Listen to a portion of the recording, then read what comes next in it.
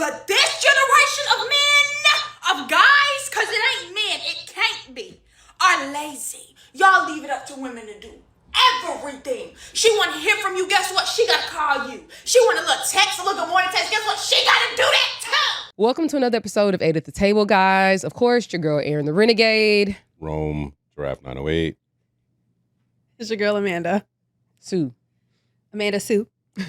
Anyway, we're going to take it easy today just because the world is so crazy and we just need something to laugh at, some quick takes, some Reddit responses, just something easy. You see, we all super casual today.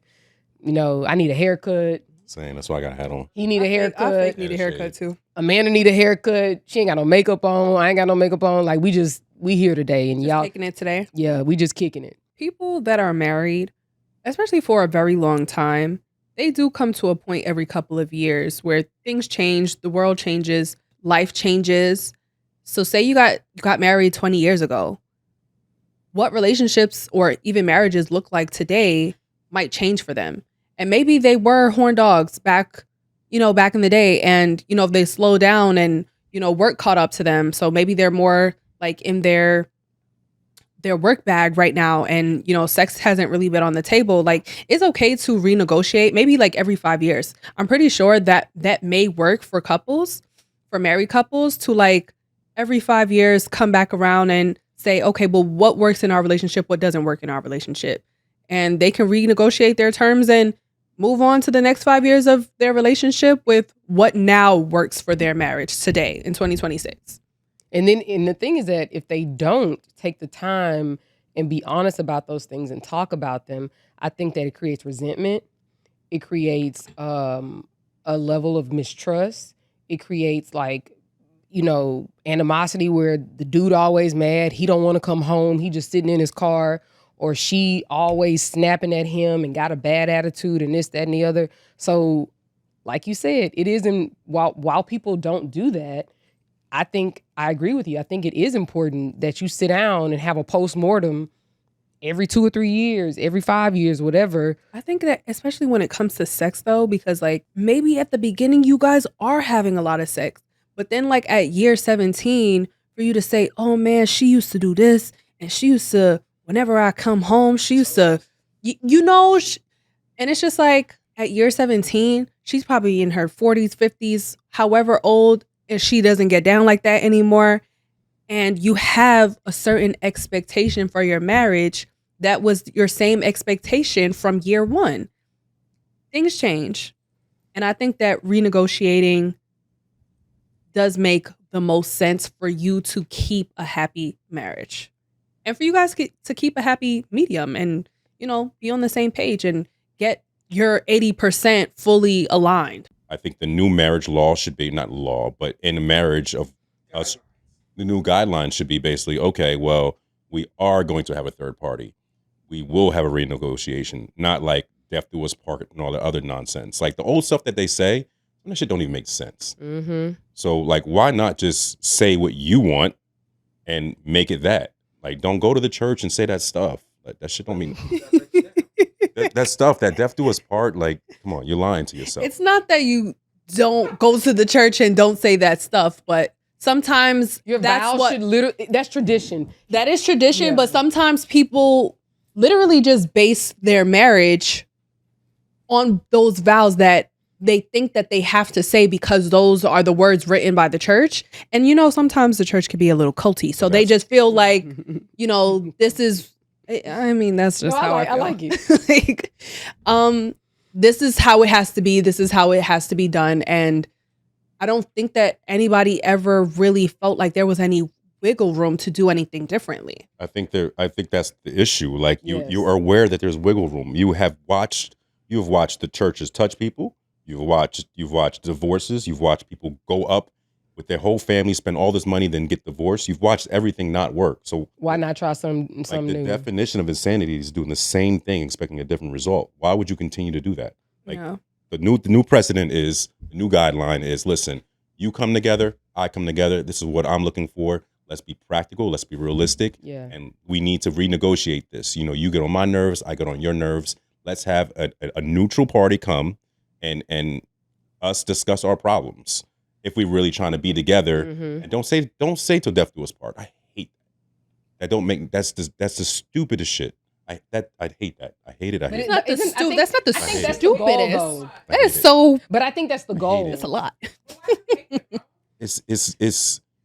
It's like you're just Just automatically jumping into delusion. No, but I feel Because like you're not saying like, yo, you're saying I'm going to feel this way about you forever, no matter what. You're lying. Well, no, I don't. it's I don't not think, a lie when you say it. I think You just never know the future, though. I think that's the goal. I think that's the Yes. goal. And I think to get to that goal, we need this new thing Yes. where you come in and talk to each other and have these difficult conversations to figure out how do we get to the point of death being, Because honestly, it's not even just till death do us part. I feel like a lot of things that you say in your vows, you never really know if you're going to come Yeah. through So and lying. That's what I'm trying but to it's tell you. not a lie. It's a lie. It's meaningful when you say it, It's but you not. never really know what can happen. You're supposed to be through sickness and health. Sometimes you never know what a motherfucker gonna do when you get sick. So you've been lying. That's what I'm literally saying to you. How about this? I'm You together never, with you but for I'm saying 5 you never years. know until you're in that position. I'm telling you, listen, if you got to wipe my ass in 2 years, leave me.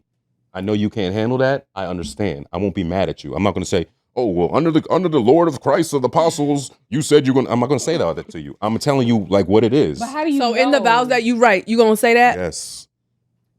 1,000%. 1,000%. Understand, babe, if I get sick, then you're gonna have to No. leave.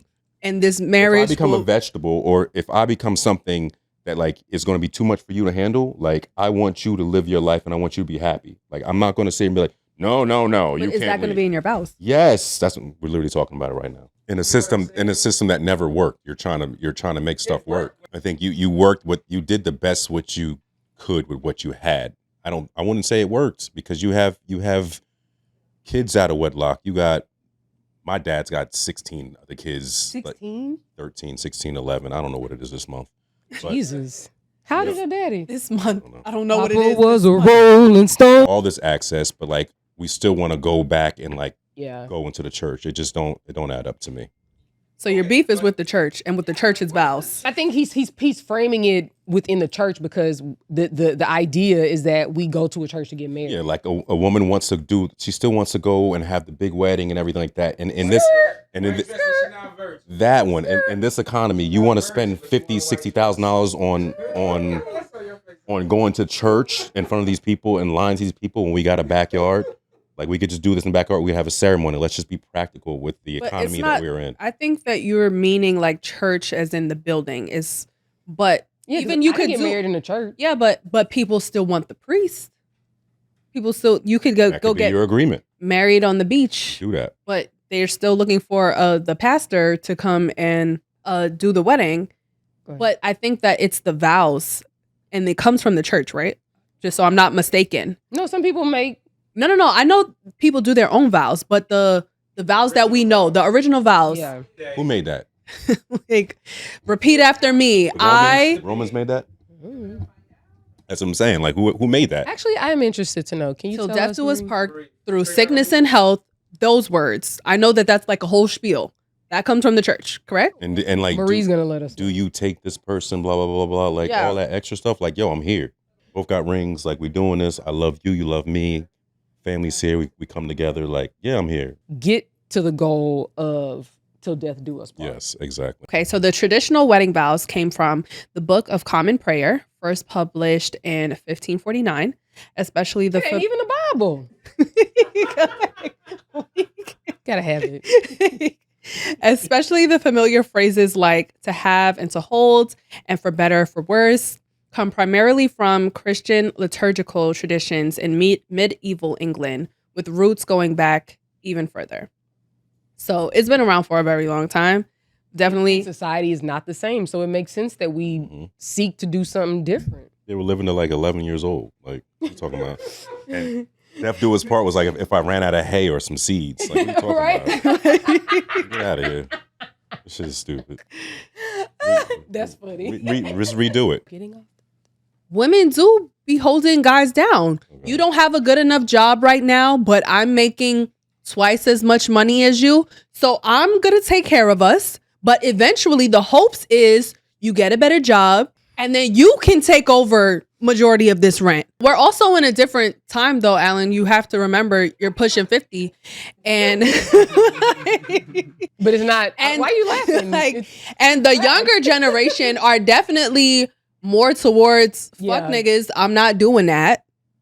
They are. I'm gonna say when I was 25, yes, I was making a lot of money and niggas was on my ass. I was taking care of niggas. Okay, when I was 25, which was just the other day, but It was not just the other day. yes, it was. A lot of the younger generations are feeling like a man is supposed to do this, a man is supposed to do that, and I'm a woman and I have my independence, and if they're not doing it, I'm gonna do for myself, but I'm not doing for him. If he doesn't have anything to, contribute to over here, I don't have to deal with him. I was with my friends this weekend, and there was a group of guys, and we're all like, why they all got on white tees?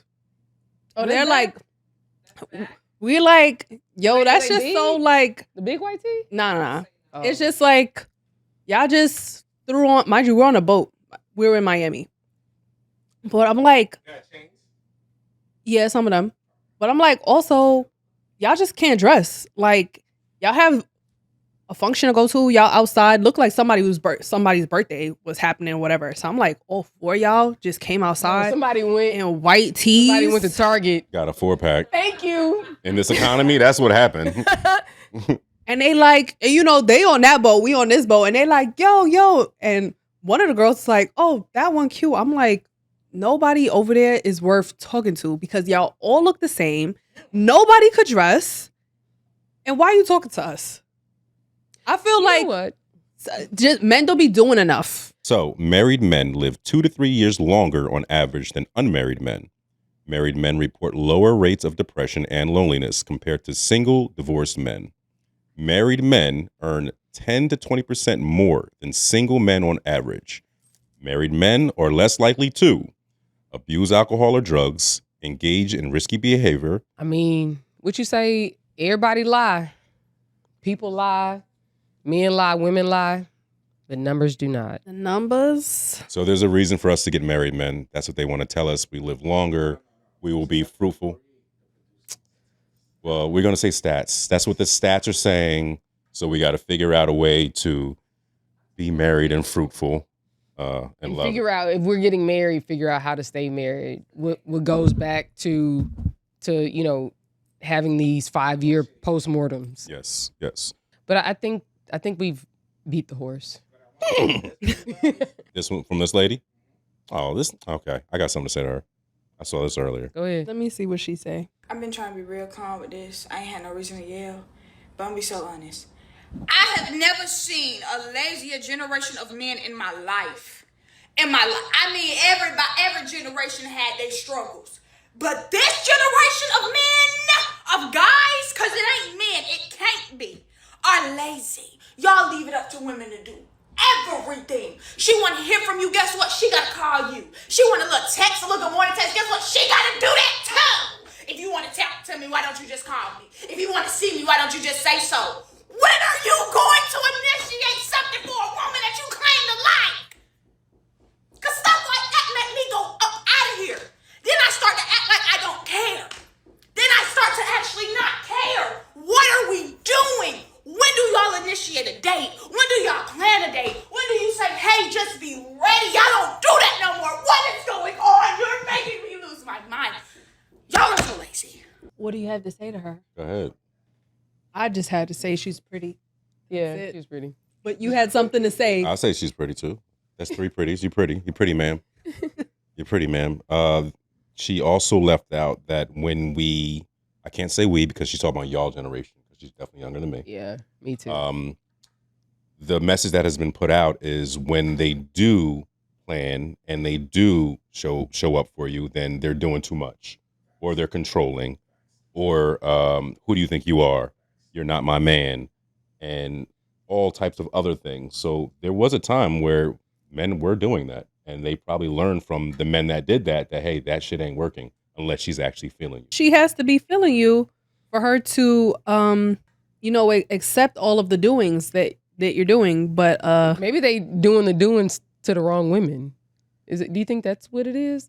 Like women, they're Like, doing these things for women or for the attention of women who are not interested in them. Yeah. Do you think that's And what vice it versa. is? But I also think that there have become too many rules in dating, because I think that it should be very simple to figure out if you both are interested in each other mutually. And yes, I think at that point she does expect the man to initiate dates or initiate things. But obviously if she's not really that interested in you, then maybe that is when it's like, all right, I didn't give you any impression that I was this interested. So for you to be doing this, I'm not really taking to it. So I understand that you're saying that. Do you think that in this day and age, and this is, I guess, directed at your age group because that's where she's in, do you think it's, I guess, should men be like vying for these women's interests, like showing that I'm this great guy, X, Y, and Z, in order to get her? Because it seems like that's what it used to be. Because think about it, you have a lot of women who are married now. They may be like, oh, well, I ain't really even feeling like that at first, but then I did, you know? I think that that's a 50-50 chance. He really likes his girl, and she probably doesn't know what she feels for him at the moment, and he just like keeps pining and puts in the effort. And maybe that effort maybe makes her feel like, okay, this guy is really persistent and I might want to give him a chance. Let's go on a date because I kind of like you. I kind of like, how you've been moving. But maybe that's because maybe your moves are good, Maybe you're very charismatic. Maybe she likes your lines, Or your smile. Or your smile, because With that's no side tooth missing. Because that's usually very attractive to a girl. Mm-hmm. But say you're just corny and you're just doing the most for her, and sometimes people don't take to that. But also I do feel like for me personally, I have to have a mutual interest in a guy to move forward in going on a date with him. And y'all already know I don't really talk to people much, but because it's every once in a blue moon that I feel like I like him. Like, okay, maybe I have to feel that for him, and maybe it's just the attraction. Maybe it's just mutual attraction that I need to feel first, because sometimes someone isn't like initially attractive. Like that probably wouldn't be the person you stop for. Maybe you have to kind of look at them a little sideways, a little bit. Convince yourself. Yeah. Trying to convince yourself, like, all right, I think that I'll be okay waking up to you in the morning. You're not that bad. Okay. As you get older, attraction for women isn't the same. Like, Do tell. I don't know if I sent this to the group, but it was like a woman and she was like, I'm telling you, when you turn 40, like seeing a man go outside and work on the motor that wasn't working or go and build a deck in your backyard. She's like, she's like, baby, I'll come in here and fry you 4 pork chops and make homemade cornbread. And I kind of agree. Like, well, definitely as an adult, you're looking for more things in a relationship than just attraction. When you're in school and when you're younger, it's like, oh, you're cute. Oh, you're cute too. I like you. Let's date. And it could just be that simple. But as an adult and you're looking to get married eventually, or you're looking to build with a partner, then yeah, they have to have other components to, Why are you doing that? No, I'm agreeing with you. Oh. What I did something? What I do? Oh, I was agreeing with you. What I do? Yeah, they have to have other things for you to be like, okay, this can be my person. I can be in a relationship with this person. And it doesn't have to be mainly attraction, because sometimes attraction comes later.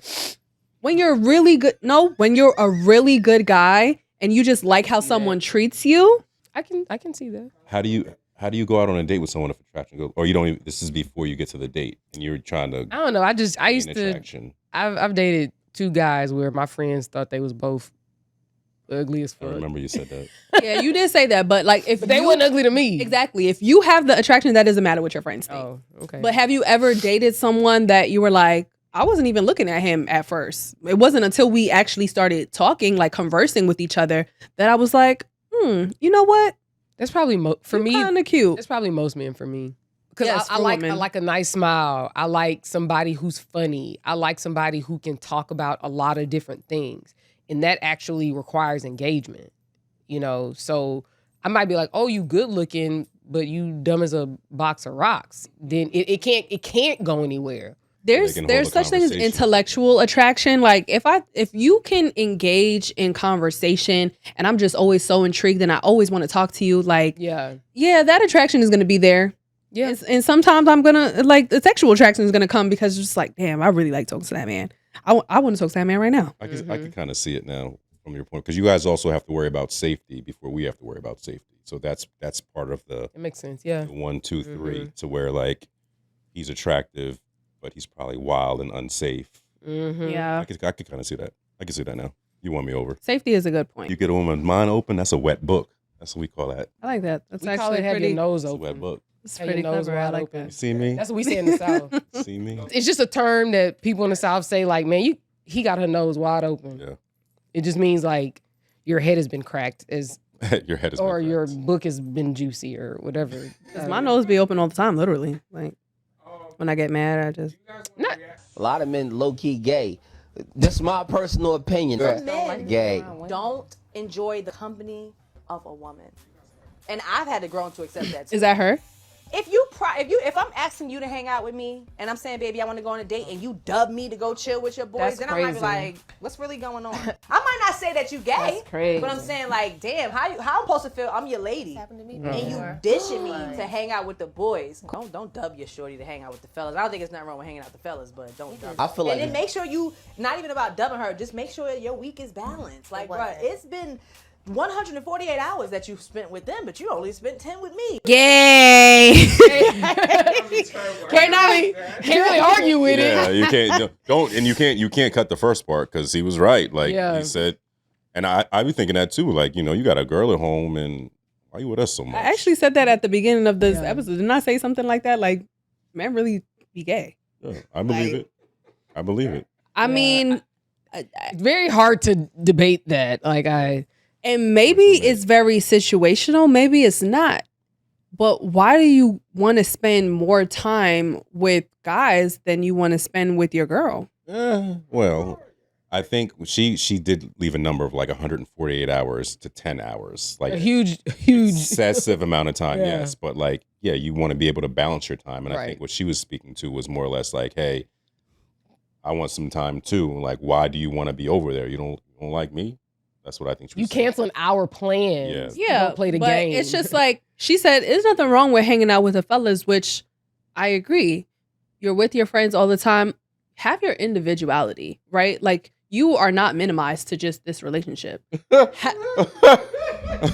What's Yo, funny? You say it nice. Chat, they're laughing. Go ahead. What's funny? Sorry about that. I didn't see. I said something wrong. No. She's saying hang out with your boys. Hang out with your friends. Hang out with your friends. You're more than welcome to hang out with your friends whenever you want. You have free will. Hang out with your friends. But if you've been hanging out with your friends all week, and that's cool.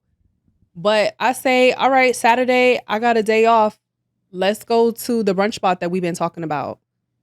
Nah, I got to go to Bob's house. Bob is a very weird name. It just came to mind. Bob. I don't even know Bob. You know Bob? I don't even know about. I gotta go to Jimmy's house because I don't even know what Jimmy got to have going on that you can't go to brunch with me. The game. Oh yeah, I gotta watch the game at Jimmy's house because all the boys going over there to watch the game. Oh, but they gonna Right. be It's running the game. preseason. But wait, they gonna be running the Preseason. game at brunch. Yeah. Nah, but we already had a plan that we was gonna go over there. But this is my only day. I'm not gonna be off until maybe the next week. And who's to say that you're not gonna pull this shit again? I haven't had one-on-one time with you for the past 2 weeks, but you've been with your boys all week. Oh, see, that's way too much long talk. Yeah, He just don't. He just don't. No, He don't wanna honestly, be around you. I'm very short with shit like this because I don't like gray areas. If you like me, you're gonna do certain things, and if you're not doing those certain things, I have no choice but to believe you don't fuck with me. I have no choice. If you keep doing shit like that, like you always with the boys, you can't ever have time for me because you're either with the boys, you're at work, you're too busy or whatever, and you just don't, or you're tired because I've been outside all day or I've been at work all day. So even in the night, you don't even have time to like give me a phone call or tell me good night. You out or whatever. Yes, I'm triggered.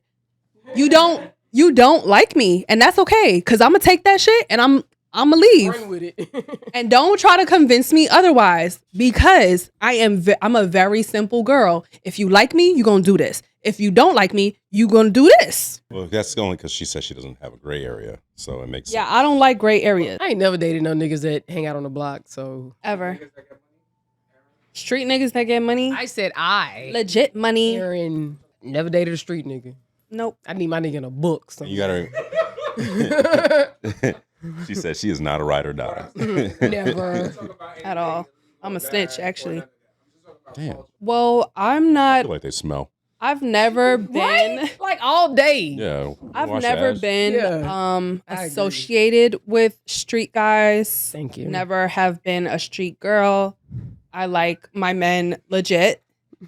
But I also will say, if we're talking about adults, because for those of you guys can't hear him, but Alan is comparing this kind of behavior to street culture and how guys be with their friends in the streets or whatever and they just hang and whatever.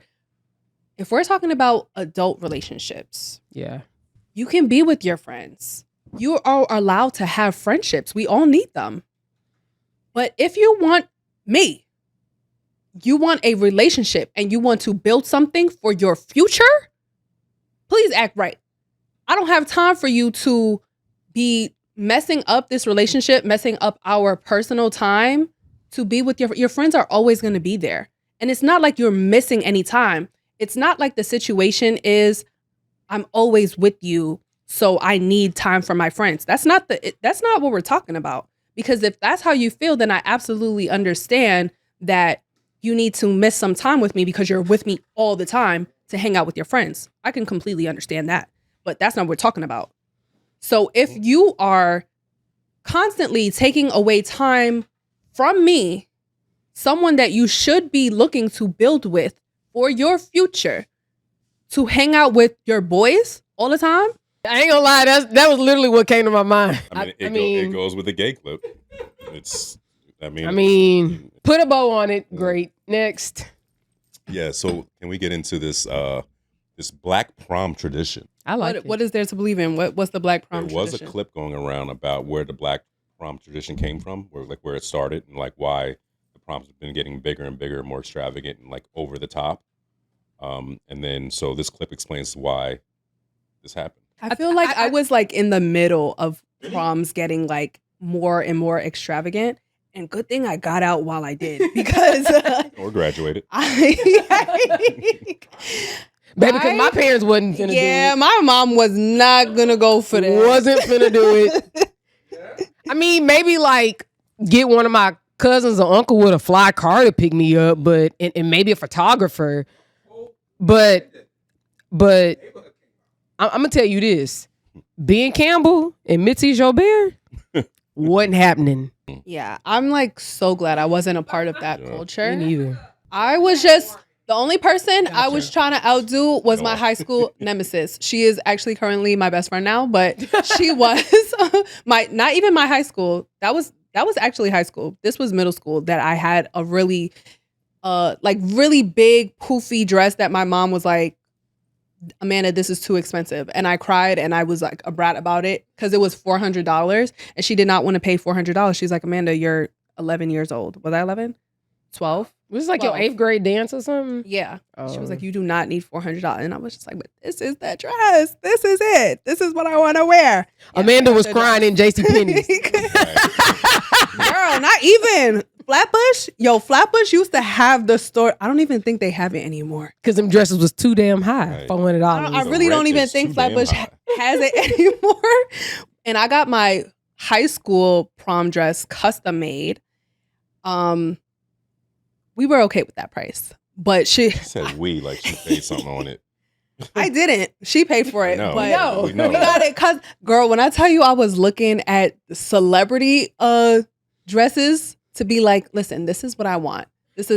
I picked out a color from one celebrity dress and I picked out the cut from another celebrity dress. And my mom was not okay with all the cleavage. And me and the seamstress lady, we were like working on it. And I was like, no, lower. And she was like, it's okay. Call lower. This all makes sense now. Yeah. Yeah, it all builds up to This. yeah. It makes But sense. my actual like prom send off was very simple. I had some of my close friends that were older and went to high school with me like in the previous years. They wanted to see me off to prom. They came to my house, but it was like very simple. They were there. I came down. They took pictures of me. I didn't have a photographer or anything. And my uncle, my mom's brother, took all of me and my sisters and eventually my younger cousins to all of our proms. And mind you, he didn't have no fancy car. He had a Nissan Altima. But it was always in great condition. He took very nice. I mean, was it rimmed up or something? Like, no. why was he the guy? When I tell you, because he's 'Cause it pretty works. young. He was like all of Cool our uncle? older brother. Yeah, he's like the cool. Oh, okay, I uncle. got you. Actually, his birthday was yesterday. Shout out. happy birthday, Happy birthday, Aunt. Did y'all have limos in your time? Is that a thing? People were taking limos, Okay. but like if you were going as a group, I never went to prom as a group. But he would dress up like as if he was like our driver, and he would pull up. I like and it. He would have like waters in the car. Yeah, and he would do us up so good. He took every single one of us to prom. I'd be like, where's the fake champagne in the little plastic flute? Yeah. Funkle. This is the clip, the history of Black prom traditions. Many cultures have formal rites of passage. Latinos have the quinceañera, Jewish people have the bar or bat mitzvah, Japan has the senjin nohi, Ghana has the dipo, and the Amish have rumspringer. The community stops and says, you made it, you're seen, we celebrate you, you're becoming What was she an adult. doing? Unfortunately, due to our positioning in America, Black Americans didn't have a universal equivalent. In fact, for decades, we were barred from the one dance everyone else was doing, the high school prom. So, to come online and talk about Black prom traditions that have developed without knowing the history behind them speaks volumes into the psyche behind the obsession white people have with what Black people are doing. It's prom season, which means one thing and one thing only, hood prom. Hood prom and baby mama culture are like this. You can't have one without the other. Because the reason why the dresses are so extravagant in the cars and the show and the presentation is because this is the closest these girls will ever get to being a bride. In the Black community, I'm sorry to say it, actually no I'm not, because it's the truth, especially in lower income households, there's not as much of an emphasis on family anymore. These are the dresses remind you of big, beautiful wedding dresses. These kids are substituting their wedding with prom. I'm sorry. Mayonnaise Barbie. Get that girl off my please. screen. Not today. The obsession is so over the top, and I would be Right. upset too if my prom looked like mayonnaise on white Wonder Bread toast and our prom looks I like remember a whole that buffet. one. But if you're gonna come online and be ignorant and racist, at least know the history of the place and the thing you're talking about. There have always been two Americas, a white America and a Black America. And Black American culture and traditions were created in spite of white people trying to erase us. From that, we developed every major aspect of American culture that's worth exporting, developed wholly or in part by Black Americans. And while we were building and surviving and creating culture, we do so within community with each other, and never ever think about white people or what white people are doing the way you guys think about us. Prom was created as a poor working class person's debutante ball. And even with being locked out due to classism, poor white people still found a way to build in racism. When prom moved from colleges to high schools in the 1920s, it was strictly segregated. Even after Brown versus Board of Education mandated integration in 1954, many Southern white high schools drew a line. They would share classrooms, but not dance floors. Instead of integrating, they canceled school-sponsored proms entirely, replacing them with private invite-only, white-only events. No oversight, technically not a legal violation since they weren't sponsored by the school. The result was 2 proms in the same town. The crazy part is that this is very recent history. In 1990, 10 Georgia counties still held segregated proms. In 1997, Morgan Freeman offered to personally fund an integrated prom for his hometown high school in Charleston, Mississippi. The school board said no. He asked again in 2007, and then they agreed, holding their first integrated prom in 2008. 2008, I was in college.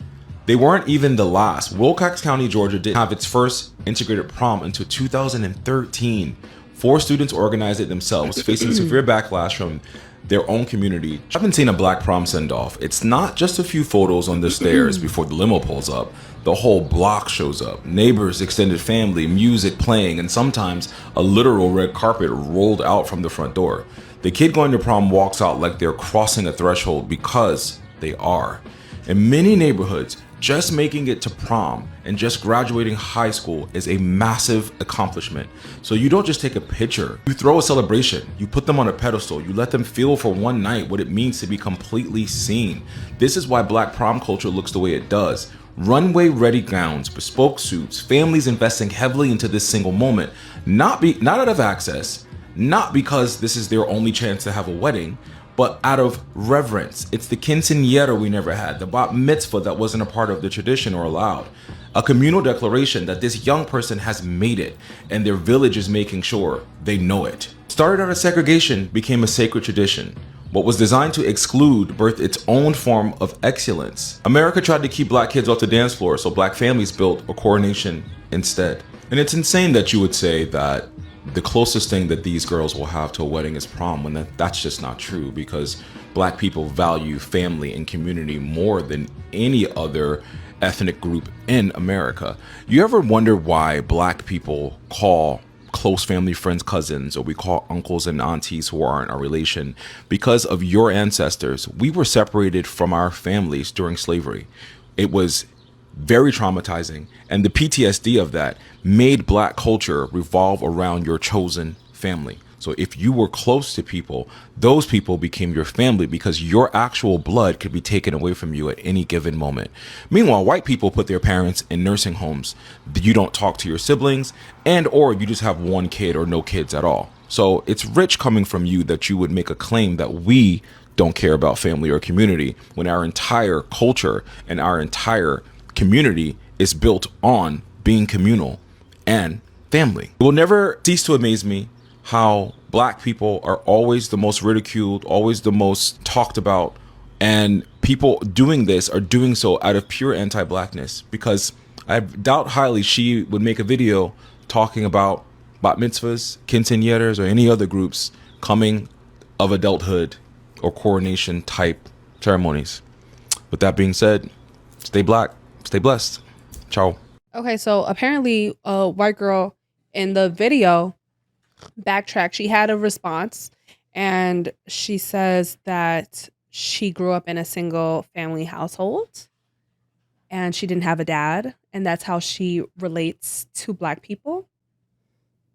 That's actually crazy, because are you trying to say that black people grow up in single family? And I'm not saying that.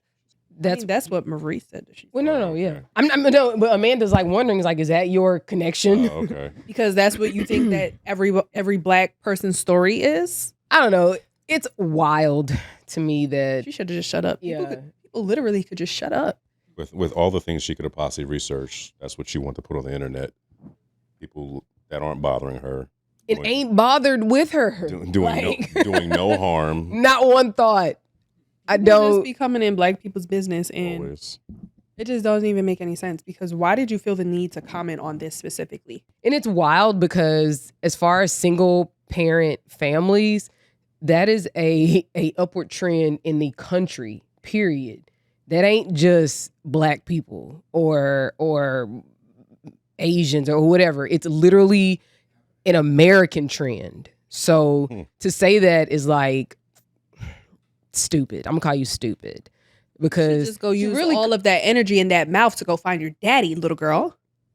get Somebody him. Tag her in this. Y'all see this? Yeah, Tag her. I don't know that girl. I don't know her at. If y'all know her at, listen, I will send this clip to her myself, because cause she just pissed me off. But I do, so I follow him, love his page. I do appreciate the fact that he went through the history of why this is a point of celebration and being seen and, you know, being admired by your family and, you know, so on and so forth. Because he's right. Like, I've been to hella quinceañeras. I'm from Houston. Like, I had, in 8th grade, in 9th grade, I had the most turned up social calendar because of all the bar mitzvahs and bat mitzvahs I went to. And, you know, those are huge. Like, they parents spending 100,000 very easily on these celebrations. So I love the fact that now, or I guess maybe what is the last 30 years, you said this has grown. I'm glad to see that. Yeah, I'm glad to see that it has sort of morphed. But like you guys are saying, like it's like in New Jersey, it's been like a big thing out here. Maybe in New York, it's like more recent. But yeah, I think that was a part of the clip because I do remember there was private jet.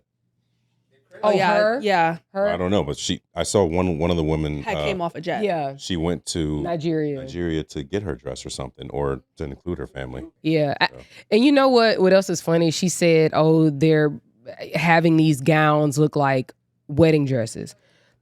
Clearly, she don't know what the fuck a wedding dress look like because these are all tailor-made gowns, formal wear, custom, bespoke. And for her to like say that they're wedding dresses, not even close. Literally, like you can see that these girls did multiple fittings. The boys too, they did multiple fittings. They got their nice fabrics. They got color coordination. You can tell their parents were a part of it. And they're high school, so I'm sure some of them work, you know, and probably put some on it. But like their parents helped to make this happen. You know what I'm saying? To have them be seen. And I think, I don't know, I want to say when I was in high school, like if you weren't graduating, you didn't get to go to prom. So my assumption is that all these kids are graduating too. So I would assume that this is the pre-graduation celebration. So the graduation is going to be something just as fly, you know? And I mean, I think it's dope, especially if you been on your P's and Q's in school, you ain't gave your parents no issues, you got good grades, you ain't out here showing out, you know, like why not? Right. I mean, my parents wouldn't have done it just because the amount of money, but, you know, I personally don't see nothing wrong with it. I mean, somebody was like making it rain. You can throw them dollars over here if you want, but you know. I remember wanting, like once I found out what a quinceañera was, you wanted one? I wanted one. I was like, not being Spanish at all. Not even knowing Spanish. You can barely say quinceañera. Hola, ¿cómo estás? No, but I was like, this is like a coming of age kind of celebration. Yeah. Why is it only for their culture? I'm gonna be 15. Yeah. I was like, I want this. And I was actually still dead ass about it too. I had a sweet 16 though, which I was actually like, when he was speaking, I was just like, you know what? Black people don't have anything. Cause I do remember wanting a quinceañera too, but I was like, but there is sweet 16s. Some people have them. Some people have, but it's not particular to us. Yeah. It's not particular to culturally. Yeah, that is true. I did have a sweet 16 though. You better start saving up them coins, Ron. For what? Your daughter. And the crazy thing is, I paid for majority of my sweet 16. Really? I did. I was working. I think I had just started working maybe that year. Yeah.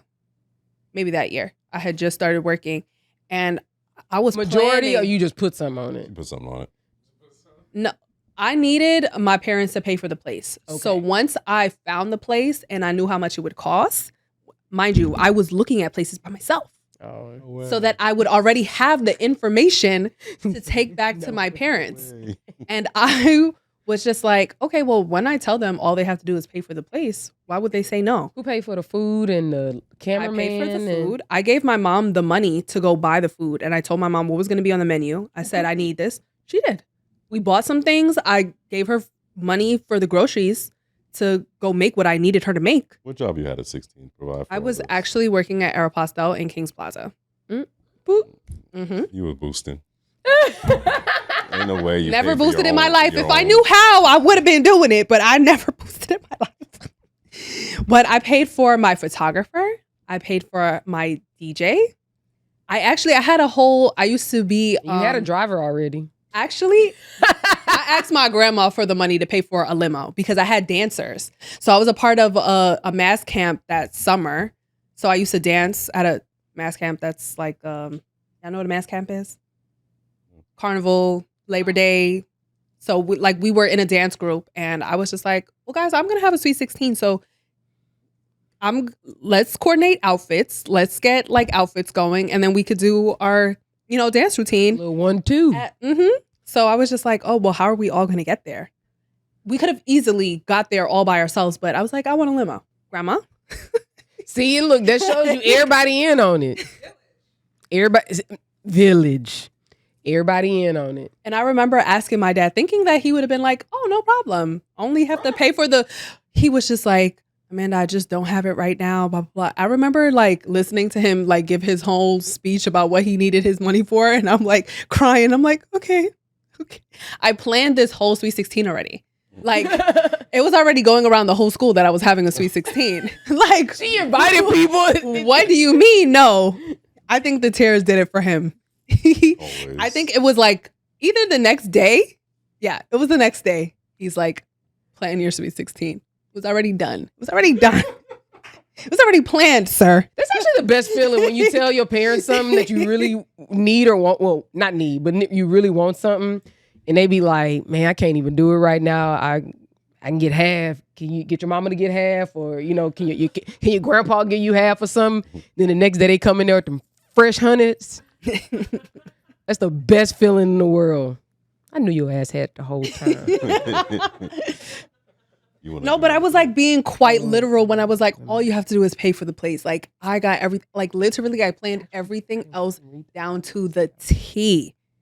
Down to the fucking T. All you have to do is pay for the place, daddy. Okay, so in this clip, this gentleman is doing like a, survey with people and their couples, and he's asking them as far as like their financial stability and financial growth or whatever within their relationship, which one would they pick? So I believe it was an 830 credit score, 300,000 lump sum, retire early with $5,000 a week. With $5,000 a week? Retire early with $5,000 a week. And then there was it paid off house? Paid off house in Atlanta. And a paid off house in Atlanta. Mm-hmm. So, but you guys will see it. Choose one. All right. Retire early with $5,000 a week, $300,000 cash right now, house fully paid for in Atlanta, or 830 credit score. 5,000 a week.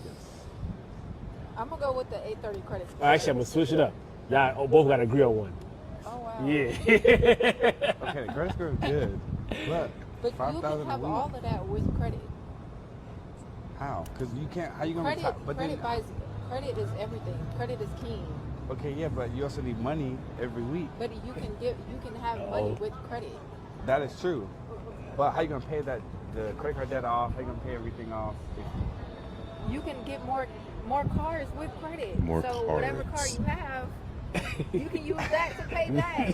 Shorty's just putting herself deeper and deeper in debt. Use OPM, other people's money to pay. I understand that, but you can retire early with $5,000 a week. Okay, say you retire and you get 5,000 and you blow through that. What do you have then? How you blow through 5,000 a week? Some people are bad. Some people are bad at money management. Nah. Okay, but then that's what you hire a little financial lawyer, financial advisor, whatever, and you straight. I'm going with 830. Oh my God. I gotta go for green. I'll do it. What do you want to go with? Okay, retire early, 5,000 a week. Okay, so that's what he said. That's what No, we can go to credit score. We get a credit score? No, credit score. No. She's always right. We'll go with the credit score. Okay. He's just appeasing her. You better have. He doesn't believe in that answer. No. They gonna go home and talk about it. He's going home and be like, yo, is she really that? Yeah. Well, he knew because the cameraman was like, you know what, gave him a voice. Like, no, say it as a couple. Because she originally. You have to agree on one answer. Yeah, and so he tried to say like, yo, let's be logical and take the 5,000 a week. Thank you. All right, so off the rip, we're gonna go 1, 2, 3. Amanda, which one would you pick? I think that I would take the retire early with the 5,000 a week. Okay. I know I would take the retire early with the 5,000 a week. I think we're 3 for 3 because I'm gonna take the 5,000 a week. So I'll give my explanation. So It needs one? I mean, well, Oh, okay. For the clearly it people. needs one. She All right. thinks, She's out. There's more of her out there. Go yeah. ahead. I mean, I hope not, but Yeah. so 5,000 a week is $260 a year, right? So if your bills aren't, what is that, 20 a month? All of that is lanyap. So lanyap is extra. Oh, right? So Southern. Yeah. So if you're living at your normal means, is it? I don't know. Okay, I don't know. I mean, I don't know what's average, but so okay, Alan says 7,000 a month is average. I don't know. Okay, that makes sense. Okay. So like I said, that's $260 a year. You're gonna have some extra because you're retired. So hopefully you're living a more budgeted lifestyle, right?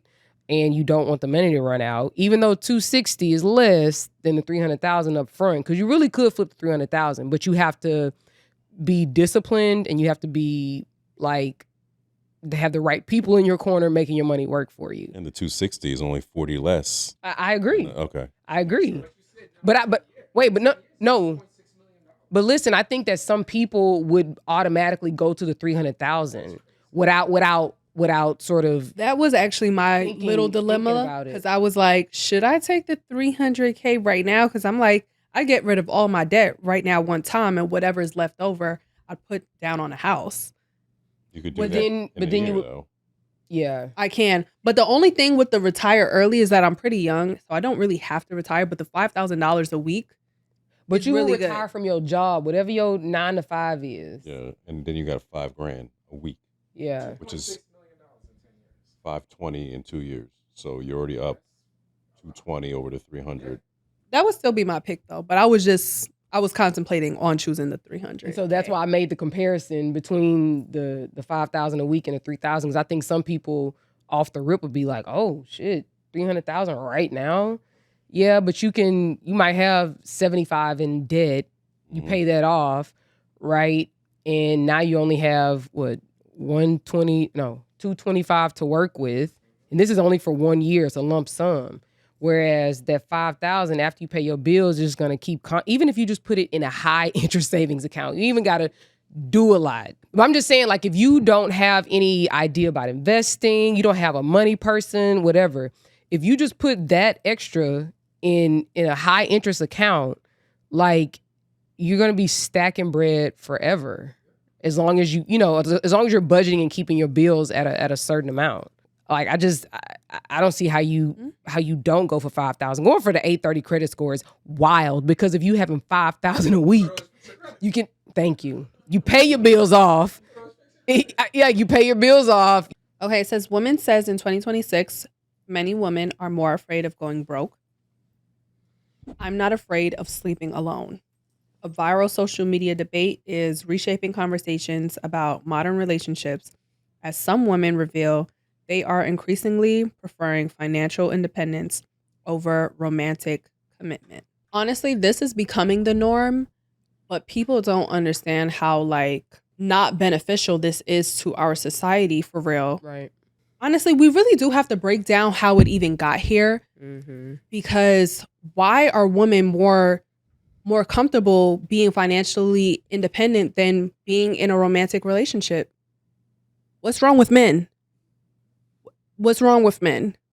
Honestly, women are going in a different direction, and it's going to cause a huge divide. It's not easier. Being financially independent, it's not easier. It's easier maybe for your mental, maybe for your heart. But if you want to be financially successful, I feel like having a partner and easiest way to get there. It's the easiest way to rack shit up, to, have assets. we're not having the correct conversation. And I feel like this really needs to be broken down. It's not as simple as like, all right, well, niggas is too much and I'd rather be by myself than be with a nigga. We're fucking up the system. Mm-hmm. But like you said, you got to look at like, how do we get here? How do we get here? It's like, so there's two paths. It's like, do we just encourage this behavior so that we can stand on our own 2 feet and not require or necessarily need a partner? Or do we figure out, like, as a society, like, where did we go wrong? The problem with that is that I think there are going to be so many different takes and opinions on how we got here. There's going to be different takes and opinions, but the truth is, in both of those paths, 2 things have gone wrong. Our economy is absolute shit, so it's not like the world has become any easier for us to have this decision be the easier decision. Especially for Black women. And with us, what was the second road you said? Figuring out like how we got here, and from there, like what do we like us as a society in relationships, there's gender wars. We're not valuing each other. Everything is going to complete shit. So 2 things are going wrong. Mm-hmm. Making it harder for it to be fixed and for us to get back on track, to us trying to push the agenda that being with someone is the best way to be financially successful. How do we get that through to people, to be honest? I think you just put a stat, 100% that you're doing on your own. Yeah. Or 50-50 that we can both share responsibility and build. Because this seems like a building plan, and this seems like a sinking plan. So sinking for real.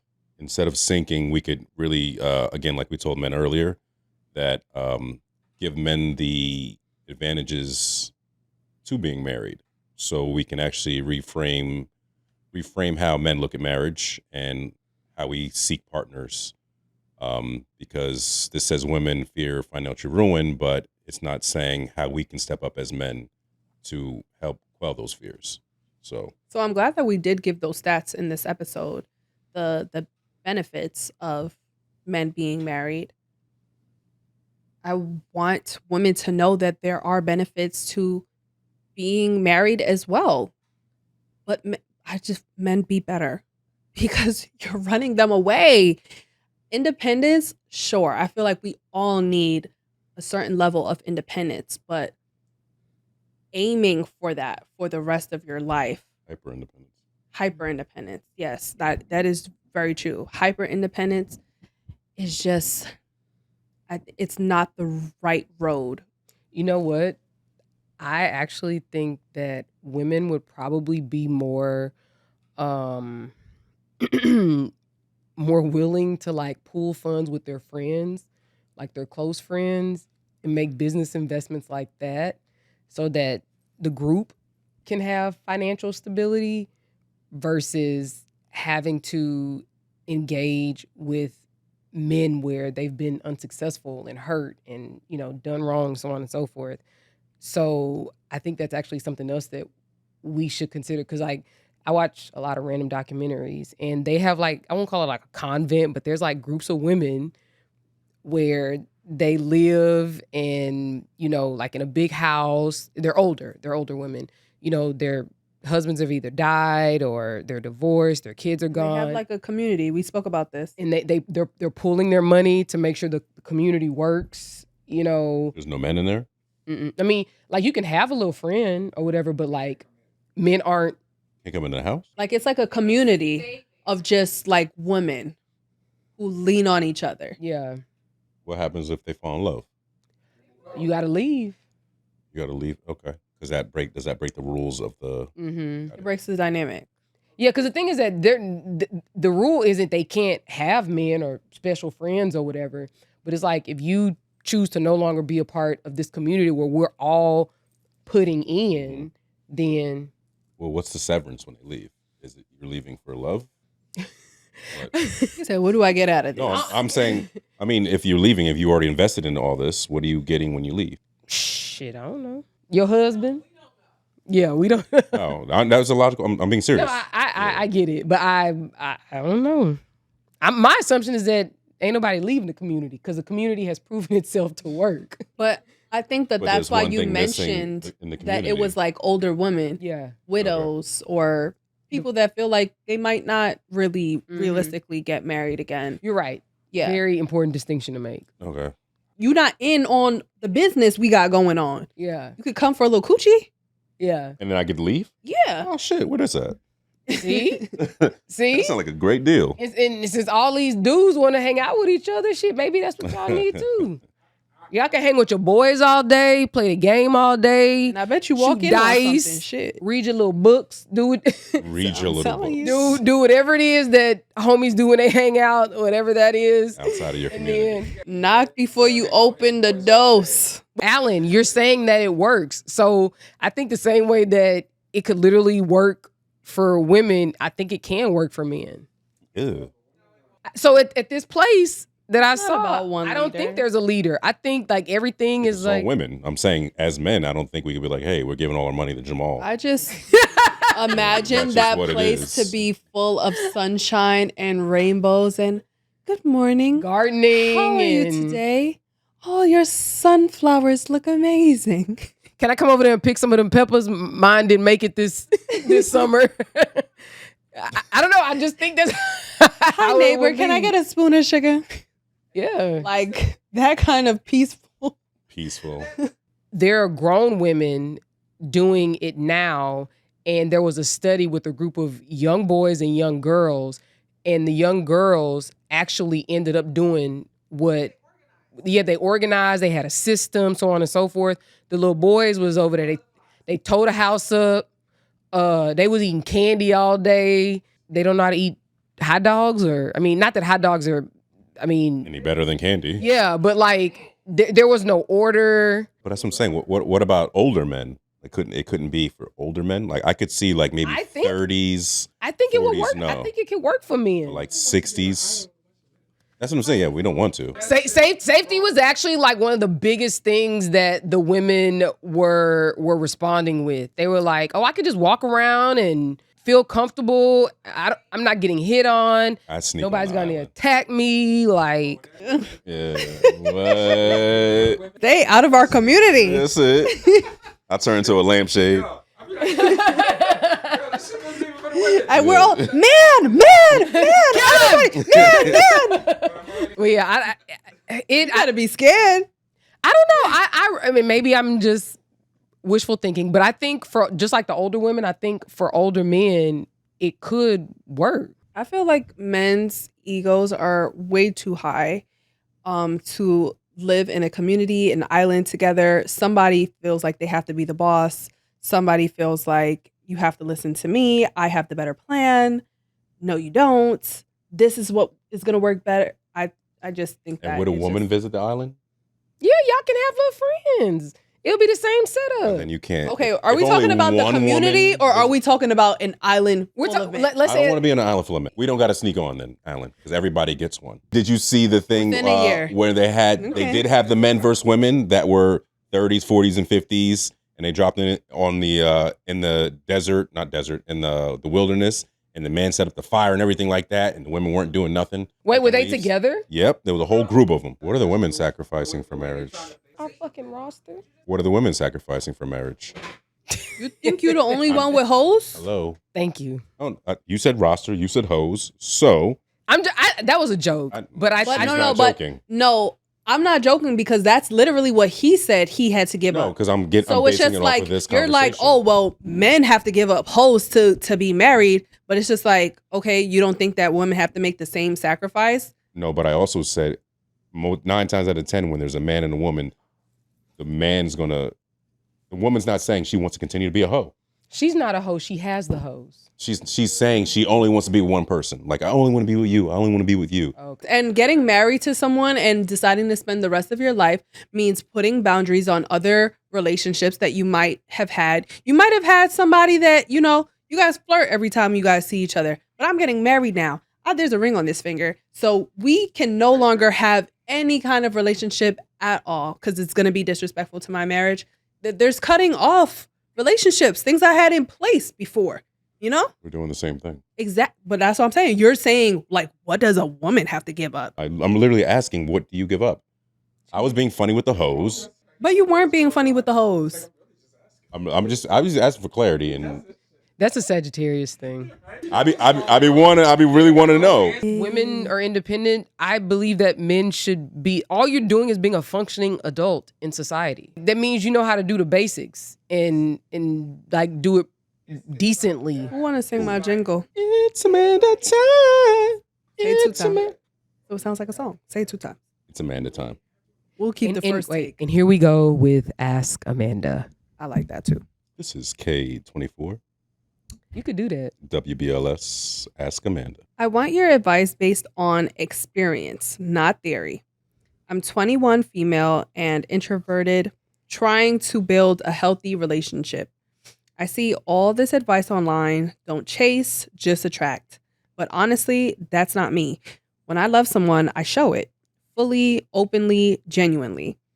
I don't like playing games or acting distant just to get attention. But somehow, when I'm warm and expressive, people take me for granted. Then I notice I'm not getting my effort back, so I pull away. I stop reaching out, stop being emotional, and just focus on myself. And then suddenly, they start trying.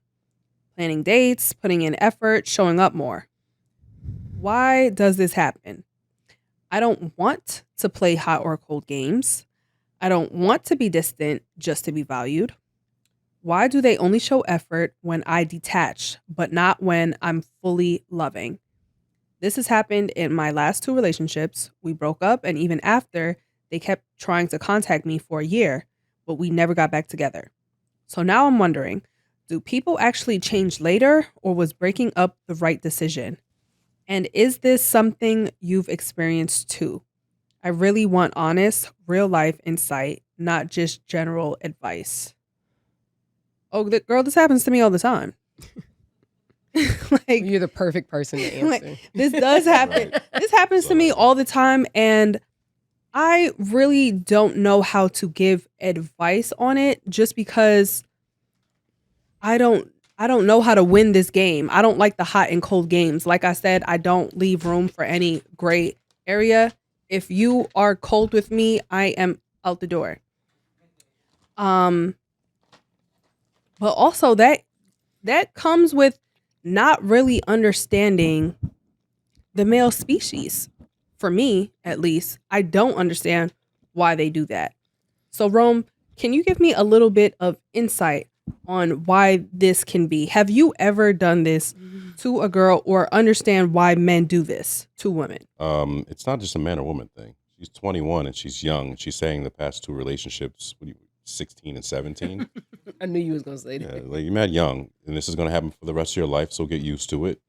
So if it's gonna happen for the rest of her life, then what does it matter that she's young? Because then she won't be so stressed about it. Like, this is gonna happen. It's gonna happen when you're 24, 25, 28, 29, 30, 50.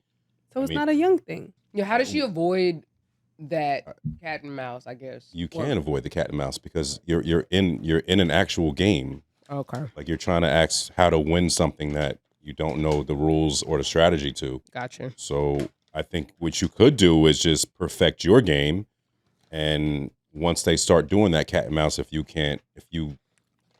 don't want to play it, just exit the game. Mm-hmm. That makes sense. And exit game with that person. Right? Exit the game with that person. But I mean, again, it's always going to happen, especially in your 20s. Your 20s aren't serious. Yeah, and then you could wait till you're shriveled up, and you're 79 years old, and you can join a women's village where everything is peachy and keen. 52. What? You could wait till then, but since you're still 21 and vibrant, I would just get used to it. It's not there's no real advice for you because you are part of the game. That's it. I think that not calling it a game will probably help her a little bit, because I don't want you to feel like any relationship you get in is going to always be a cat and mouse. It really should not be that way.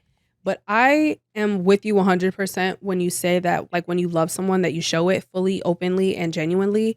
But maybe that is where we're starting off wrong. Maybe we hold back initially until we figure out how that person feels about us. And then when you feel like the love is reciprocal, start to openly show your love for that person. But I think that because men sometimes are very tricky and they do play games, I'm sorry to say, they do play games sometimes. It's good to know where they are 100%. Let them show you who they are and how they feel about you. While you show us half. You think that's how it's going to work? You're going to see all of us while you withhold, and we're not going to sense that? I mean, if you can sense that, it's up to you how you move towards that. If you want her to open up, you put in the effort to have her open up to you. But it's not working for her to just be like, being very open and loving towards someone, and you're seeing that there's someone that you're talking to or dating, however you want to categorize it, that openly loves you, and you still decide to play games with that person. Why is that the person that you want to play games with? She's 21. That's the answer. That's literally the answer. That's because they can play games. I really don't think that age matters in this. I think that men, and I guess I shouldn't say men because maybe anyone can do it, they take advantage when they know someone really loves them and they just feel like, oh, well, I got that person in the bag. That person loves me already. So I don't really have to take that person serious. I know that that person's always going to be there. And maybe you hold back a little bit the next time and not be so open with the love you're willing to give. So play the game. Or be on 4 instead of 9. That's what I'm saying. Perfect your strategy. Instead of being 9, like, make it even 5. Like, just be in the middle, but giving your all and then being upset that somebody took your all. Ooh. That's whose fault is that? Poetic. I like that.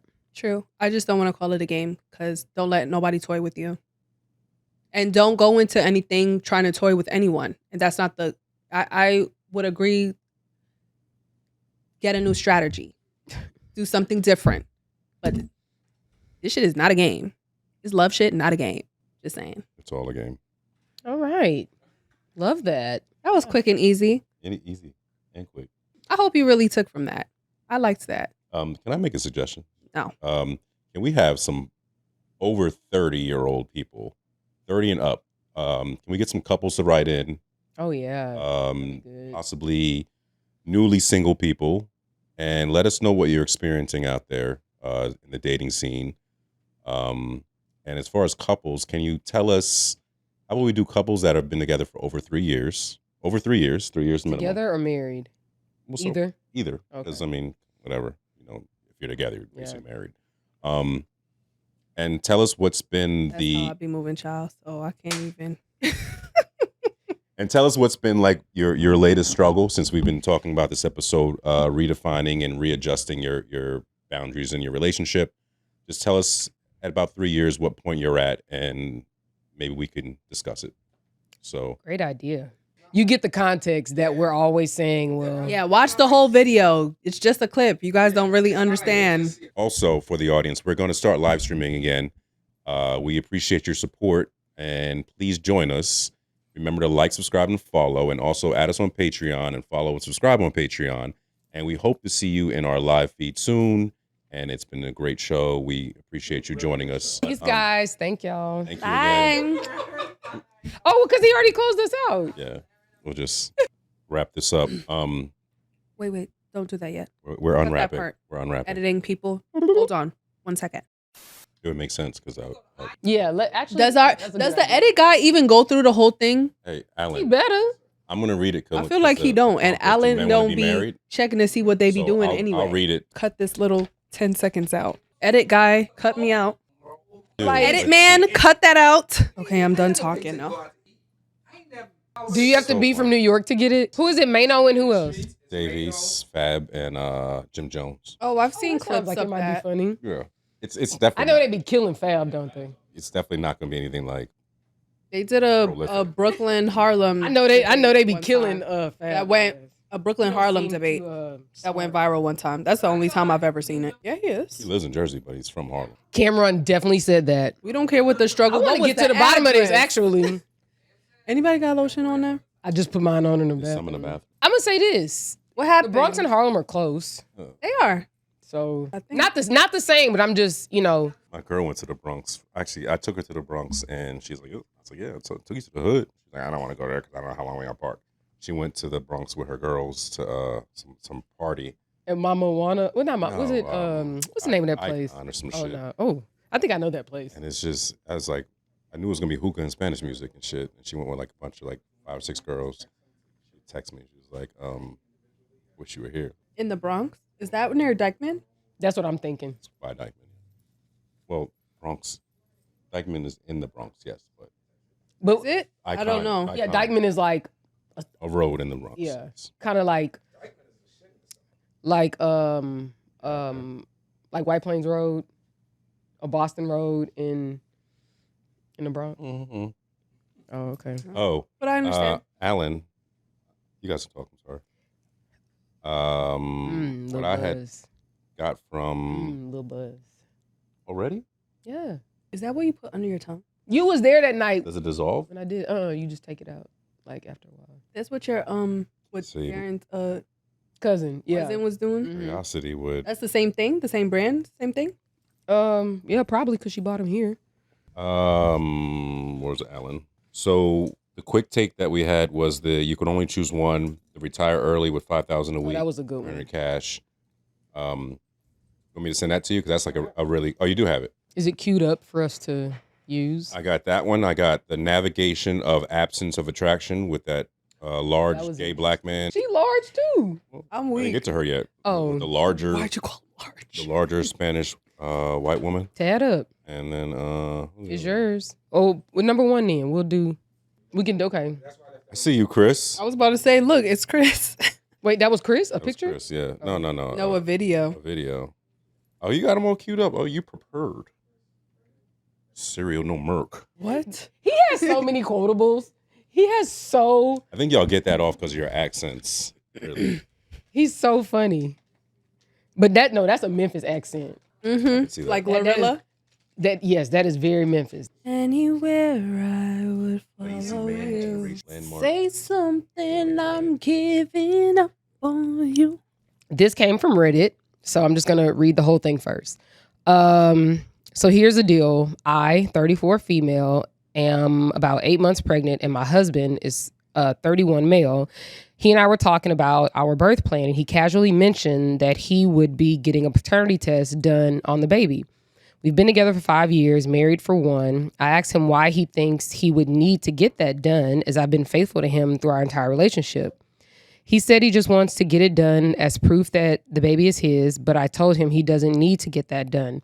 It's just an unnecessary step, and to be honest, it would be humiliating for me to have all the nurses judging me while he gets a paternity test done for no reason. I asked him not to do it, and he came back with, "Why? Have you cheated?" To which the answer is no. Now I don't know what to do. I'm already going to be, wait a minute. Okay, she messed up. I'm already going through a lot of emotions having this baby, and I didn't want to go through the embarrassment of the staff judging me when he asked me to get a test done. It makes me feel like he doesn't have any faith in me or respect for my honor as a faithful woman amongst the hospital staff. I don't want to be remembered as the woman whose husband asked for a paternity test as soon as the baby was born.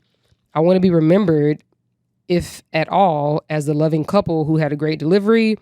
This would honestly leave such a bad taste in my mouth over the whole birth if he asked for that. I don't know what more to do. Thoughts? Okay, I'll give you my...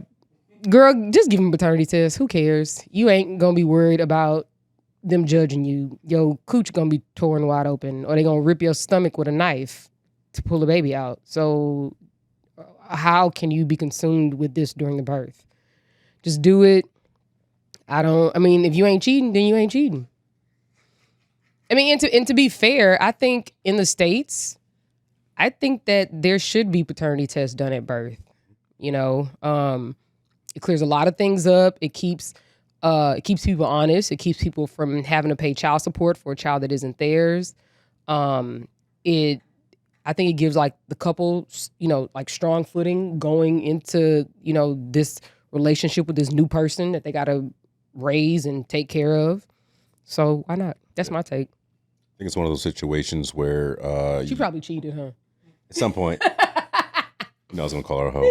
I think it's one of those situations where you can actually do something super simple to make your partner feel at ease, and you've got to put your thoughts about it aside.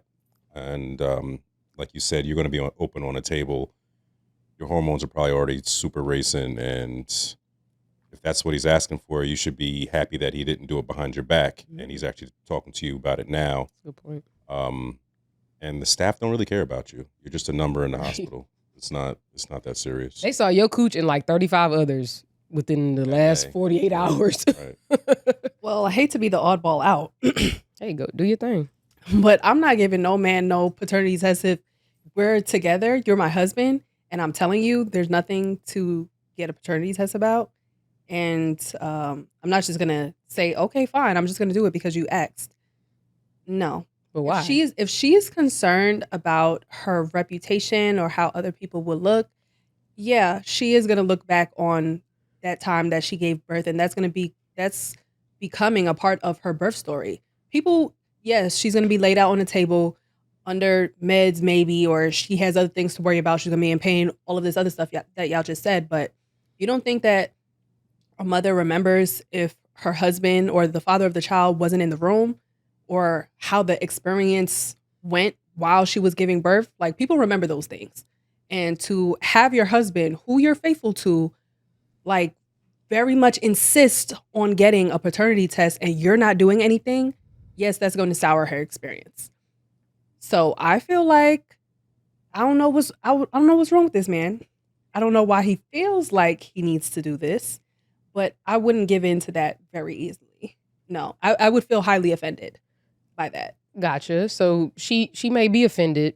Not gonna deny that, but it's not like the baby's gonna come. He's gonna say, "Get his bitch a paternity test." Like, no, they're gonna like take the baby to wherever they take it, and they draw blood and stuff. Like, I think that the day when you're born, and they like poke the baby in the foot or something like that, and they like take blood. They're gonna like take it and do that somewhere else. She's not gonna even know when it's happening that they're doing the blood test. So why ruin the experience by like constantly insisting on doing this? Because I actually do disagree with you by saying that at least he didn't do it behind her back, because I would have rather he done that and I didn't know about it. To be honest, if you really very strongly feel like that's what you need to do for you to feel comfortable, don't ruin my shit. Don't fuck up my shit and my experience. Go do what you got to do. But isn't it their experience? I understand she's giving birth, and I understand it's her body. I'm saying, isn't he part of the experience? He is, which if it was supposed to be a lovely experience, he would have just dropped it altogether. But if he's very insistent on that, let me have my happy birth. And if what you need to have a happy birth is knowing 1000% that this kid is yours without souring my experience, you go do what you got to do. But would you feel like it seems more insidious if he does it behind her back versus saying that he wants it up front? Or really he could say, look, at some point after the child is born, don't they go to the doctor like very soon? Yeah, they going back to the doctor. They can do it at the first appointment or something like that. It doesn't have to be immediately. Yeah. But I feel like I think doing it behind her back would appear to sour the experience more. Only if she finds out about it. Okay. I mean, they're supposed to be married. And I'm just saying, him wanting it in the first place, I don't know. It's just not cool to me. Mm-hmm. Now, if you really feel like this ain't going away and this will be the only thing to put your mind at ease, and this is what you need to do, and I'm just trying to see things from both sides. You go do what you need to do. So what happens? You need to do that. So what happens? But don't let your wife know. But what happens when she finds out? Like, do you want to be told the truth, or do you want me to be deceitful? Because once he finds out, and let's just say it ain't, now what? Okay, well then that's a different story. If it ain't, then he has all rights to be like, yo, this is what I did and this is what I found out. Because obviously now there needs to be question. There needs to be questions, and there needs to be a different source of action going on because this ain't my baby. But so my question to you is, do you think that men have the right to know when a child is born that it is theirs? Yeah. I actually do agree with you that maybe that in the States, they need to make that a normal thing. But right now it isn't a normal thing. Right. So when you're questioning me as if I did anything wrong, it's different if it's a mandated thing in hospitals or it's a state mandated thing, then fine. I know that this is what we have to do and this is a part of the process.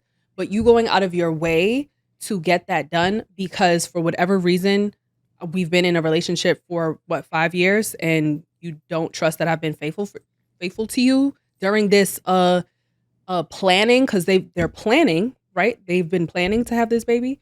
I mean, she 8 months. I don't know if it was planned, but the first sentence of the prompt, the Reddit said during their birth plan. But birth plan is like the day of stuff, like who's gonna drive you there or bag and stuff. Okay, well, still. I just feel like if you're asking me specifically to get the test done because you don't trust that I've been faithful to you, that's a little different than being like, I don't want to do this state mandated test. I don't want to do what they're telling me to do. Okay. I can't even. Yeah. That's how you feel. They have to like. I feel like we That's true, Marie. lightly spoke about this before on here. Yeah. Oh, they don't have to actually go into the belly anymore? Wow. They used to have to go, I think, into your belly button. Yeah, and get the baby. It should be state mandated. That, and it's kind of wild that like you wouldn't care if the state did it, but if your partner asked for just some reassurance, that's what's going to set you off. That's like paying child support. Like why the state got to tell you to take care of your kid, you know? Because some people don't do it on their own. But you have all rights to do it on your own. But it's just offensive if you do. I mean, I get it, but I mean, I'm sure especially when you're together though. Like I understand like if you're not and you have questions and that there's a possibility, but like you're my husband. Do you realize that like women who are married do consistent No, hold on. I get that there's a possibility. No, that's not what I'm saying. Women who get married do consistent blood work to make sure that their partner ain't doing some fuck shit and bringing something home and they don't know about it all the time. And yeah. I'm just saying like that is and the reason why I know is because my OB told me, my OBGYN. And because I remember them asking, do you want to, when you do your panel or whatever, you want to do a STD test? I was like, no, I'm married. She's like, are you sure? And I was like, is that common? Matter of fact, it wasn't a she. It was my male gynecologist. I actually prefer male gynecologists. You can always get an appointment. There's never a huge wait. They're very gentle. Like it's always somebody else in the room, so ain't no weird shit gonna happen. Like that's why I prefer that. But anyway, that's a tangent. I've been alone in a room with a male OBGYN. They don't. That's not a thing? Like when they're doing an exam, there's always like an assistant or something? Like whoever the staff person, it'd be a staff person in there. I can't recall. Not gonna lie. I can't recall. What was it? They're not allowed or something? Yeah. I mean, we're on a tangent. Doesn't matter. But I'm just saying that like it's common because you were saying that you're married, so it could be offensive. But it's a common thing for married women to get STD tests. So put in your pocket. You don't know what you're missing. I actually like them warm because like you can chew them and you ain't got to. Have you ever had a pocket gummy? So there you go. Because the warmth softens it? No, it's not. You all act like it's Aaron, was that the point? Yeah, the warm softens it. Just open the bag.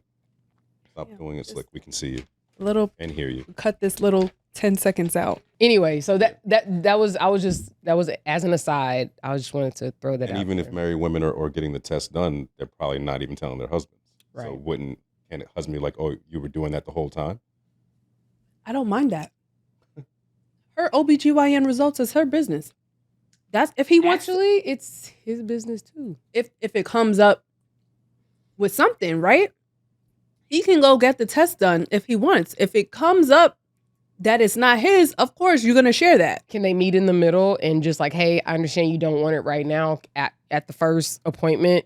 Can we just do this test and be done with it? I mean, I think it's a good middle ground. Or how about he just brings it up after the birth is done? I think when you get older, you'll look for a middle ground. Like right now, you're I ain't doing none of that shit.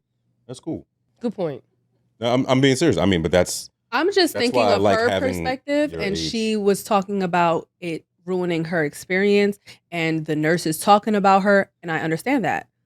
So it's like, to avoid that, just do shit on your own. Don't mention anything to her. Don't ruin her experience.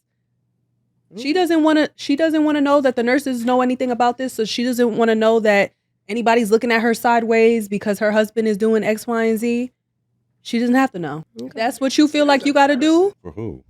For her. That's what she's saying. Like when you have the truth, you stand on that. Like, oh yeah, that's what you need for reassurance. Like that's the greatest thing to have, like proof and like, here's the truth. Here you go. And gonna talk shit about it. That's it. Like I told you. Yeah. Why you over here? Oh, what you doing? Since you over here accusing, like she gonna stand on it now. But it's also like, oh yeah, he's asking for it. Just give it to him. That's what y'all were saying, right? But also, it's like, was it women that do like a sniff test? What's the sniff test? Y'all know what I'm talking about? I know what a sniff test is for a man. For a man, right? Yeah, like. Okay. What you talking about? What you talking about? No. Okay. Maybe I saw it in a movie or something, but like, she's like, let me smell your dick. Right. Let me smell your dick to see. Jody. But it's just like, if a man says, okay, well, she want to smell my dick, so she knows that I'm not doing anything, fine, go ahead, smell my dick. Like, who wants to deal with that when you're absolutely being faithful? But that's the thing. For me, I'm like, I told your stupid ass. She said honor there? Yeah, she did. My honor. All right, lady. Now she's a knight or something. Just having a baby. Oh, she's just having a baby. Oh, Jesus Christ. I don't think most married men even want to be married, honestly. I remember this. And the reason we see so many men struggling to sacrifice within their marriage is because they view the marriage itself as the sacrifice. A guy will get married, have 2 or 3 kids, but still feel entitled to play video games when he gets home from work, or go golfing with the boys all weekend, or devote an entire Sunday to watching football. Because in a man's mind, we are already making 2 of the ultimate sacrifices, right? The first of which, we are going to work. We are trading our time for money and making a paycheck for our family, even though that's something we would have to do regardless. The other sacrifice is that we are now taken off the market. Because we are married, we are sleeping with just one woman the rest of our lives, and therefore she owes us. And I think subconsciously, because of these perceived sacrifices that we're already making, we feel entitled to a woman's physical, mental, and emotional labor. It feels like something that's owed to us. If he is going to sacrifice his freedom, what he gets in return is sex whenever he wants it, and a woman's mental, emotional, and physical labor to make his life easier. I think that women are absolutely done with this dynamic, and things like the red pill movement are men just throwing a collective temper tantrum about it. He brought up some facts, some points. Some points were made. I do not agree with putting the mental load, that aspect of it, only because that's the part that's going to make you feel surprised and like out of nowhere you want a divorce, or like we're not connected, or you don't, it's not the way it used to be. So I think that he did bring up points, and I do get the us having sex with just one woman as a sacrifice, and I only get that from because I'll say it. Say it. Usually when you date a woman, like she just wants to be with one man. And a man is giving up his hose. Like I'm giving up my hose. So now you gotta be a school teacher, a wife, a prostitute. You gotta be all the things that like that's on my mind. And you basically have to like relive my experiences or keep those experiences that I enjoyed alive sexually. So I that's how I feel him on the sacrifice. And I don't think there's a right or wrong with that. I'm just saying it from like my point of view. And that's not saying that a woman doesn't have sexual desires. I'm saying just from that point that he was saying, I understand that. The mental load thing I don't agree with, only because it's almost like he said that a man is going to stop growing and is not going to worry about like being emotionally intelligent or being anything other than just a doer. And that clearly doesn't work. So I'm not married. Yeah, but I'm just not married, and I think that's another level. But committed is understanding that we are just different. And like you have to appreciate my strong points and I have to appreciate your strong points. That's Okay. I wanna pose a question, and I do wanna state that this question is coming from Alan and not me. Should a man be able to sue his wife for refusing sex instead of divorcing her if she doesn't want a divorce? See, that's why I said that. Just saying. The coke in the background. sue his wife. Sue his wife for refusing to have sex Sue his wife and like still want to be married to her? if she doesn't want a divorce. What's he suing for? Money? Yeah. One source of sex. But what would he be suing for? What is he suing for? What's he suing for? Why is he asking her? Yeah, but clearly a need or what he needs isn't being met. And that's a major need for him. Enough to be divorced. Enough to be divorced. So why is he asking permission from her to get divorced? He wants sex. What does that mean? All of that said, what exactly would he be suing for? Is he suing to get money? Yeah, to go get buy the hoes? money, or to is he suing to What's the settlement? What's the settlement? Wait, you got to sue your wife for sex? Why would you do that? Why would you even want to continue to be with her? Who's going to put up with that? That don't make no sense. I think you be an idiot woman to stick around in a home with a man that sued you for sex. It's clear like you don't want to have sex with me. Then if you want the marriage and I want this, we're going to go through the government to mandate sex Yeah, with someone who clearly don't want to have sex with me? I don't know. That seemed like some where you get that from? Dystopian shit that's going on these days. That's actually loser shit. I want to watch that because I keep hearing you guys I keep reference hearing people reference that as well. And I'm like, I'm not familiar. Heard of it, but never watched it. You're saying that the husband would sue his wife on the grounds that we're married, you don't want to have sex with me. I've brought up divorce. You don't want a divorce. And I guess we both agree that we're committed to the institution of marriage. So I need some sort of compromise that is stamped by a judge or whatever, that I guess instead of us getting divorced, you're willing to say, oh, we'll have sex twice a week. What? Is that what you're saying? All right, I got to open my lens. And I get what you're saying, Alan. That's what scares me about like the whole talk of marriage. Like you got to have scheduled sex and it's got to be for your birthday or Valentine's Day. Like, yo, you don't want me? What are you talking about? Get out of here. Well, the way that you're framing it is like, oh, I have to go to court and sue you for sex. Can I solve marital problems? Can I come up with an easier solution? I think the solution may be cheat. Perhaps. So one solution is cheat. Okay. Number two is perhaps go to couples therapy to see like why she don't want to have sex with you. Because I'm assuming they already did that though. I don't know. You can't really make any assumptions. Yeah. Okay. So okay. Therapy wasn't included. No assumptions made here. So we're saying the solution is one. Don't cheat it. Cheat. Don't cheat it. That's what Rome said. Well, I didn't. Cheating is not a solution, actually. Is that the easiest solution? I'm saying it's easy to. A solution for this gentleman, right? Yes. One would be to cheat. Two would be to go to some sort of therapy to figure out like what's the root cause of her not wanting to fuck with you like that. And three,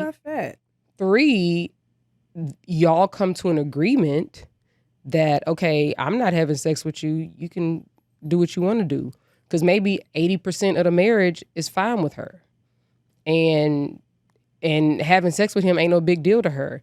And for him to get what's his 80%, maybe it's fair to just say, hey, go do what you got to do. We have an agreement, so on and so forth. I just don't think that suing is the rational or like, yeah, it's not rational. It's very illogical. So my question is that still in the constitution of marriage? Like once you do all that, like once you're stepping outside of marriage and saying, hey, I only want this from you, or this is, you're giving me my 60%. I'm fine with that. Is that still within the constitution of marriage though? But I think remember your constitution of your marriage is what y'all make it. So that's why I was saying they could come to an agreement. In order for her to get her 80% is cool, we not getting a divorce, because for the most part, everything else is fine. But his 80% includes, at a minimum, sex once a week. You know, I mean, I don't know. I'm just putting some out there. Like, you got to think about like jobs, kids. You know, someone that don't want to have sex with that man once a week, it should, Yeah, I mean. So, okay, I'm sorry. This is messing me up because I'm not married. So what would be the point? The point would be because we don't want to split up assets and get divorced. Like, what is the reason that we don't want to get divorced then? Okay, because we're using the 80-20 rule. If that wasn't marriage clear. is more than sex, right? So with the 80-20 rule, her 80% is not gonna line up symmetrically with his 80%. Got that? Right. So her 80% doesn't include sex, but his 80% does. So in order for him to get his 80%, then the easy thing to do seems to have an agreement between the parties as to what he's able to do as far as getting sex in his marriage. Because I don't think it's fair if one partner wants something, the other partner is just like, no, I'm not doing it. Because we would say that a man is wrong if he wants, if the woman wants attention, she wants dates, she wants him to be thoughtful, she wants him to help around the house, all these other, not even help, she wants him to participate in the home in which he lives. That's her 80%. And we would say that it would be fucked up for her to walk away and to not change anything. So I don't understand why they can't just come to an agreement. See, I'm because thinking there's open marriages, especially for a woman who doesn't want to have sex with her husband. She's probably more inclined to say like, okay, well, I don't want to do this, so I might be okay if you do X, Y, and Z because this matters more to me. So I'm okay with you doing that, and she'll come up with her terms.